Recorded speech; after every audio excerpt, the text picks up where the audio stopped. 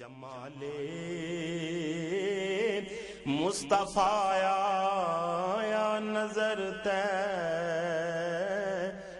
کی گلیوں۔ بسم اللہ الرحمن الرحیم۔ الحمد للہ رب العالمین والعاقبۃ للمتقین والصلاۃ والسلام علی سید الانبیاء والمرسلین وعلی آلہ واصحابہ وازواجہ واہل بیتہ وذریاتہ اجمعین۔ اعوذ باللہ من الشیطان الرجیم۔ بسم اللہ الرحمن الرحیم۔ ان اللہ وملائکتہ یصلون علی النبی یا ایہا الذین آمنوا صلوا علیہ وسلموا تسلیما۔ اللہم صلی علی محمد النبی الامی وعلی آلہ وسلم۔ بسم اللہ الرحمن الرحیم۔ رب اشرح لی صدری ویسر لی امری واحلل عقدۃ من لسانی یفقہوا قولی۔ بسم اللہ الرحمن الرحیم۔ وقل جاء الحق وزہق الباطل ان الباطل کان زہوقا۔ آج ہم اپنے درس نمبر 2 کا آغاز کرنے جا رہے ہیں۔ درس نمبر 2 میں ہم سیدنا حضرت ابراہیم علیہ السلام کے حالات سے ابتدا کریں گے۔ آئیے درس کا آغاز کرتے ہیں۔ بسم اللہ الرحمن الرحیم۔ رسول اللہ صلی اللہ علیہ وسلم کے اس دنیا میں تشریف لانے سے پہلے عرب کے احوال کی کیا کیفیت تھی؟ اگر اس کا پس منظر معلوم نہ ہو تو پھر سیرت کا مقام سمجھنے تک رسائی حاصل کرنا بہت مشکل ہے۔ سیدنا حضرت ابراہیم علیہ السلام اور سیدنا حضرت اسماعیل علیہ السلام تک آپ صلی اللہ علیہ وسلم کا نسب جاتا ہے۔ پھر سیدنا حضرت اسماعیل علیہ السلام سے سیدنا حضرت آدم علیہ السلام تک۔ لیکن اگر ہم اس سلسلے کو ابتدا سے دیکھیں تو پوری تاریخ انسانیت کو ہمیں عبور کرنا پڑے گا۔ اس لیے اختصار کے ساتھ سیدنا حضرت ابراہیم علیہ السلام کے حالات سے ہم ابتدا کرتے ہیں۔ مناقب سیدنا حضرت ابراہیم علیہ السلام۔ سورہ نجم کی آیت نمبر 37 میں اللہ سبحانہ و تعالیٰ کا ارشاد ہے وَإِبْرَاهِيمَ الَّذِي وَفَّى۔ ابراہیم علیہ السلام وہ شخص ہیں جنہوں نے وفا نبھائی۔ اللہ سبحانہ و تعالیٰ نے سیدنا ابراہیم علیہ السلام کو حکم فرمایا کہ اپنی بیوی حضرت حاجرہ علیہ السلام اور اپنے بیٹے حضرت اسماعیل علیہ السلام کو ایسے مقام پر چھوڑ آئیں جہاں کوئی آبادی نہیں، کوئی کھیتی باڑی نہیں، یعنی مکہ مکرمہ۔ سیدنا حضرت ابراہیم علیہ السلام کا اصل وطن تو عراق، شام اور فلسطین تھا۔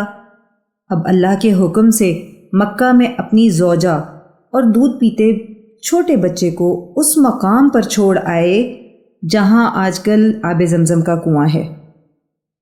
حکم الہی تھا کہ بولنا نہیں، بتانا بھی نہیں کہ کہاں جا رہے ہو۔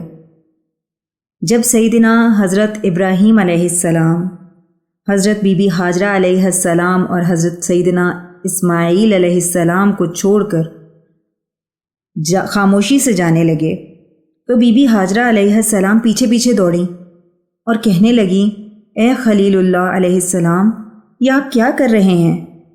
یہاں کوئی آبادی نہیں، کوئی انسان نہیں، ہمیں تنہا چھوڑ کر کہاں جا رہے ہیں؟ حضرت ابراہیم علیہ السلام خاموش رہے کیونکہ اللہ کا حکم تھا کہ جواب نہیں دینا۔ بی بی حاجرہ علیہ السلام جنت معلیٰ تک ان کے پیچھے پیچھے گئیں۔ حضرت ابراہیم علیہ السلام اونٹنی پر سوار خاموشی سے جا رہے تھے۔ بی بی حاجرہ علیہ السلام نے عرض کیا ایک بات تو بتائیں، اللہ امرک بہذا، کیا اللہ عز و جل نے آپ کو اس کا حکم دیا ہے یا آپ خود ہی ہم سے ناراض ہو کر جا رہے ہیں؟ جواب میں خلیل اللہ علیہ السلام نے فرمایا ان اللہ امرنی بہذا، کہ مجھے اللہ تعالیٰ نے حکم دیا ہے۔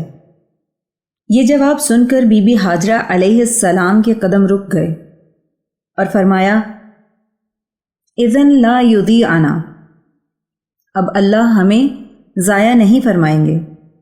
ایک روایت میں آتا ہے کہ بی بی ہاجرہ علیہ السلام نے فرمایا حسبنا اللہ ونعم الوکیل، اللہ ہمارے لیے کافی ہے اور وہ بہترین کارساز ہے۔ پھر فرمانے لگیں کہ اگر آپ اللہ کے حکم سے ہمیں یہاں چھوڑ کر جا رہے ہیں تو اللہ تعالی ہمیں ضائع نہیں فرمائیں گے، کیونکہ اللہ اگر ہمیں مارنا چاہتے تو فلسطین میں مار دیتے، سزا دینا چاہتے تو شام کے علاقے میں دے دیتے۔ تو ان مقامات کو چھوڑنے کا حکم جو آپ علیہ السلام کو رب نے دیا ہے تو اللہ ہمیں ضائع نہیں فرمائیں گے۔ اس کے بعد حضرت بی بی ہاجرہ علیہ السلام حضرت اسماعیل علیہ السلام کے پاس آئیں۔ ظاہر ہے چھوٹا بچہ ہے، اندازہ کریں کتنا خوف ہوگا، ہر جگہ سے درندوں کی آوازیں آ رہی ہوں گی۔ تو جب شام کو اندھیرا چھا گیا، علماء فرماتے ہیں کہ اس وقت حضرت بی بی ہاجرہ علیہ السلام لکڑی لے کر کھڑی ہو گئیں اور سارے علاقے کی طرف متوجہ ہو کر خطاب فرمایا، اے جنگل کے درندوں، یہاں انسان تو کوئی نہیں کہ جن کو خطاب کروں، ایک بات یاد رکھ لو کہ میں خلیل اللہ علیہ السلام کی زوجہ ہوں اور اسماعیل علیہ السلام کی والدہ ہوں۔ یہ خطاب سنتے ہی تمام جانور خاموش ہو گئے اور کہنے لگے، بی بی صاحبہ، ہم حملے کے لیے نہیں آئے بلکہ ہم تو پہرا دینے کے لیے آئے ہیں۔ یہ سارا انتظام اللہ سبحانہ و تعالیٰ کی طرف سے اس لیے کیا گیا تھا کہ وہ سعادت مند بچہ جس کی نسل سے آقا کریم صلی اللہ علیہ وسلم کا ظہور ہونا تھا، اگر اسماعیل علیہ السلام کی حفاظت نہ ہوتی تو یہ سلسلہ نبی کریم صلی اللہ علیہ وسلم تک کیسے پہنچتا؟ ابراہیم علیہ السلام کا مکہ مکرمہ کی طرف ہجرت کرنا، کعبۃ اللہ کو تعمیر کرنا، آسمانوں پر پہرے بٹھانا، یہ ساری چیزیں جب ان پر نظر ڈالی جائے تو محسوس ہوگا کہ یہ ساری محفل جو سجائی جا رہی تھی وہ محبوب صلی اللہ علیہ وسلم کے لیے تھی۔ جب سیدنا اسماعیل علیہ السلام کا توشہ و پانی ختم ہوا تو بی بی ہاجرہ علیہ السلام نے صفا سے مروہ اور مروہ سے صفا کی طرف 7 چکر لگائے۔ اللہ سبحانہ و تعالیٰ کو ان کا دوڑنا اتنا پسند آیا کہ قیامت تک کے لیے ان کو شعائر اللہ یعنی اللہ کی نشانیاں قرار دے دیا۔ سورہ بقرہ میں آیت نمبر 158 میں اللہ پاک فرما رہے ہیں، ان الصفا والمروۃ من شعائر اللہ، بے شک صفا اور مروہ اللہ تعالیٰ کی نشانیوں میں سے ہیں۔ پریشانی کا عالم ہے، بی بی ہاجرہ علیہ السلام کے کان میں آواز آئی، جاء الغوث، مدد آ گئی۔ بی بی ہاجرہ علیہ السلام نے فرمایا، کون ہے؟ آواز کہاں سے آ رہی ہے؟ پھر آواز آئی، بی بی علیہ السلام آپ گھبرائیں نہیں، اللہ کی مدد آ گئی ہے۔ حضرت جبرائیل علیہ السلام تشریف لائے اور جس جگہ حضرت اسماعیل علیہ السلام کے پاؤں تھے اسی جگہ اپنا پر مارا اور زمزم جاری ہو گیا۔ اس زمزم کے پانی میں 3 نعمتیں شامل ہیں، جبرائیل علیہ السلام کا پر، اسماعیل علیہ السلام کے پاؤں، اور آپ صلی اللہ علیہ وسلم نے زمزم کا پانی پینے کے بعد اپنا لعاب مبارک اسی پانی میں ڈالا اور حکم فرمایا کہ اسے زمزم میں ڈال دو۔ علماء نے لکھا ہے کہ زمزم کا پانی جنت کے پانی سے بھی افضل ہے، آب کوثر سے بھی افضل ہے۔